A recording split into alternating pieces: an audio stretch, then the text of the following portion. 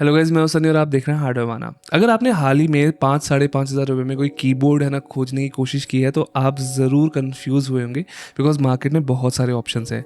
मतलब आपके पास है options from Aula, Kreo, Royal Kludge, Ajazz and और भी कई सारे दूसरे ब्रांड्स।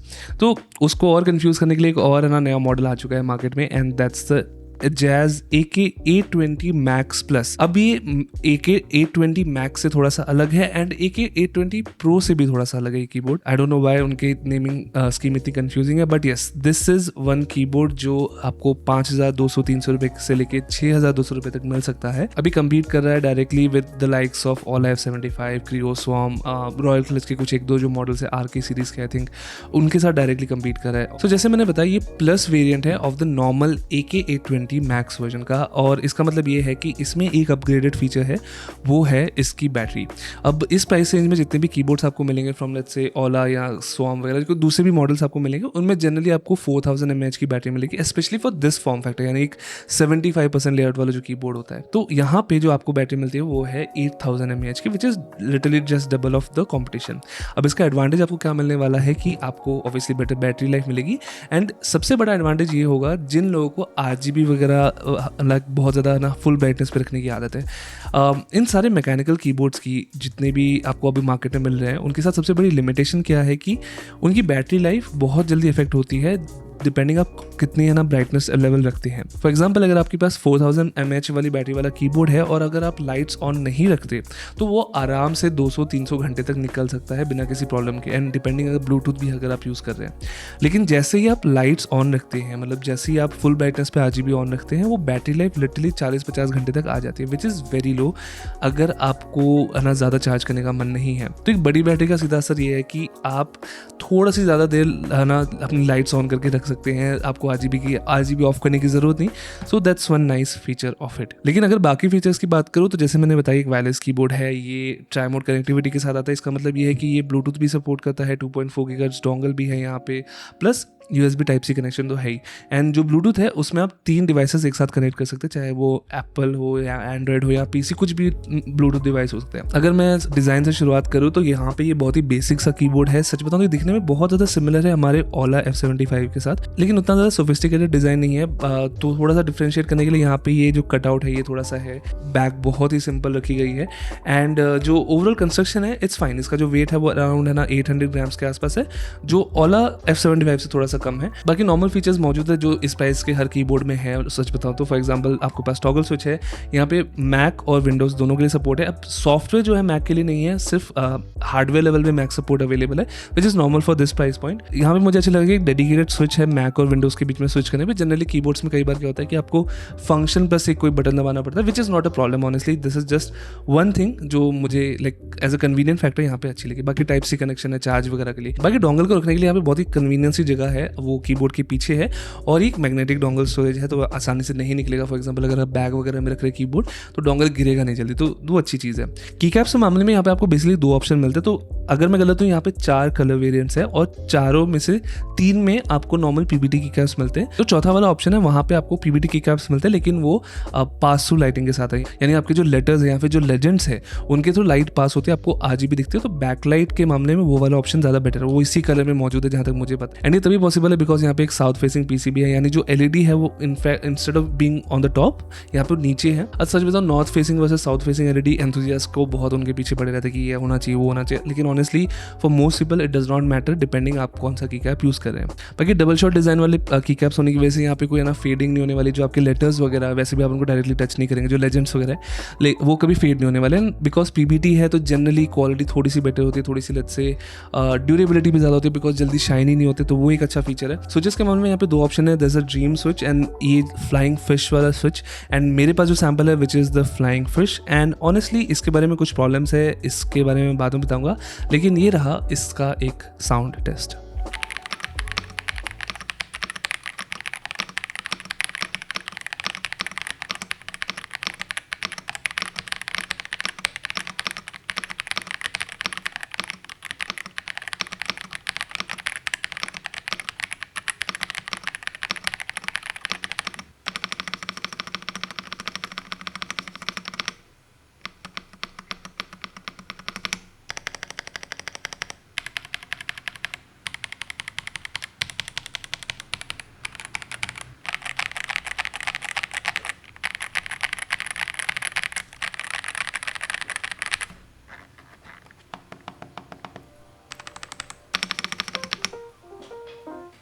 तो जैसे कि आपने सुना, these switches sound decent and ये प्री लूप स्विचेस हैं और आप इनको चेंज कर सकते हैं अगर आपको ये पसंद नहीं है। ये हॉटसॉप पीसीबी के साथ आता है, 5 पिन 3 पिन कोई भी स्विच इसमें लग जाएगा बिना किसी प्रॉब्लम के। मैकेनिकल स्विच लगेगा, मैग्नेटिक स्विचेस नहीं लगेंगे इसमें, लेकिन ये सब बेसिक फीचर्स है। आप 5,000-6,000 रुपये में ये डेफिनेटली एक्सपेक्ट करते हैं। बाकी साउंड को अच्छा बनाने के लिए यहाँ पे गास्केट स्ट्रक्चर है। गास्केट स्ट्रक्चर सिंपल एक कीबोर्ड का बनाने का तरीका है और उसकी वजह से जो साउंड है आपको थोड़ी सी बेटर मिलती है। वाइब्रेशंस वगैरह, अनवांटेड वाइब्रेशंस वगैरह थोड़ी सी कम हो जाती है। अब इसका जो गास्केट स्ट्रक्चर है मेरे ख्याल से थोड़ा सा ज़्यादा फर्म है एंड जो ओला है वहाँ पे बहुत ज़्यादा बाउंसीनेस होती है। लाइक उसका जो डिज़ाइन है उसकी वजह से साउंड बहुत ही अलग किस्म की होती है, पॉपी ज़्यादा साउंड होती है। यहाँ पे वैसी साउंड नहीं है, it's more muted but it's also more let's say clacky. तो अगर आपको ऐसी साउंड पसंद है जहाँ पे थोड़ा सा लेट्स से शार्पनेस है तो ये उस मामले में ज़्यादा काम अच्छा करता है। ओला कुछ ज़्यादा ही पॉपी हो सकता है कुछ मामले में, तो डिपेंडिंग आपको क्या साउंड पसंद है आप दोनों तरफ जा सकते हैं। गलत डिज़ाइन नहीं है, इट्स नॉट कि है ना हार्ड गास्केट कुछ अच्छा होता है या सॉफ्ट गास्केट कुछ अच्छा होता है। All depends on personal preference. बाकी लेयर्स के मामले में यहाँ पे 5 लेयर्स की कंस्ट्रक्शन है, सिलिकॉन पैड है, पोरोन लेयर्स है, यहाँ पे स्विच पैड्स है 2, which is good because competition भी सेम है तो ऑब्वियसली आपको भी यहाँ पे ये चाहिए।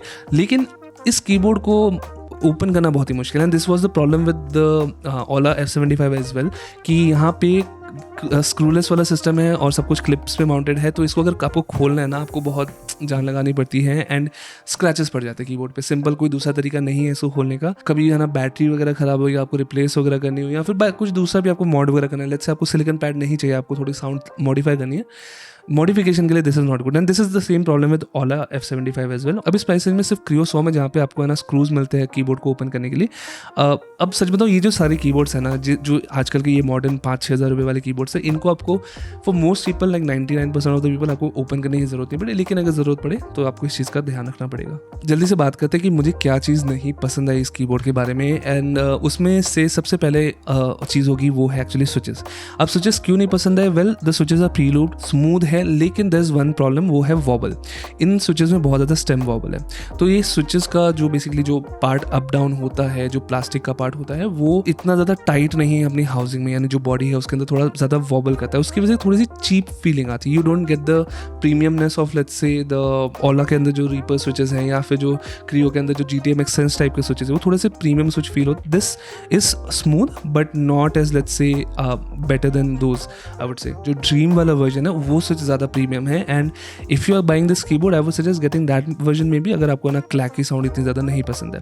सो ये एक पॉइंट रहेगा मेरे क्रिटिसिज्म के लिए। दूसरी चीज़, इसका जो वॉल्यूम नॉब है वो निकालना बहुत ईजी है। फॉर एग्जाम्पल बड़ी जल्दी से निकल जाता है, लेकिन प्रॉब्लम ये है कि जल्दी निकल तो जाता है लेकिन थोड़ा सा वॉबल भी ज़्यादा करता है। ये मेरे ख्याल से थोड़ा सा बेटर हो सकता था एटलीस्ट फिटमेंट के वाइज। लास्ट चीज़ जो बहुत बड़ा पॉइंट नहीं है लेकिन मेरे ख्याल से इस प्राइस रेंज में थोड़ा सा प्लास्टिक और मैं बेटर एक्सपेक्ट करता हूँ। फॉर एग्जाम्पल अगर मैं बात करूँ ओला F75 वाले की या RK के जो कीबोर्ड्स है इस प्राइस रेंज में, जो स्मूथनेस है प्लास्टिक की वो थोड़ी सी ज़्यादा मुझे बेटर लगी वहाँ पे। ये सिर्फ मेरा कहना नहीं है, ये कीबोर्ड मैंने अपने दोस्तों को भी दिखाया, 3-4 लोगों ने भी ये सेम ओपिनियन दिया बिकॉज उन लोगों ने वो ओला F75 कीबोर्ड यूज़ किया, उन्होंने RK कीबोर्ड्स यूज़ किए हुए हैं।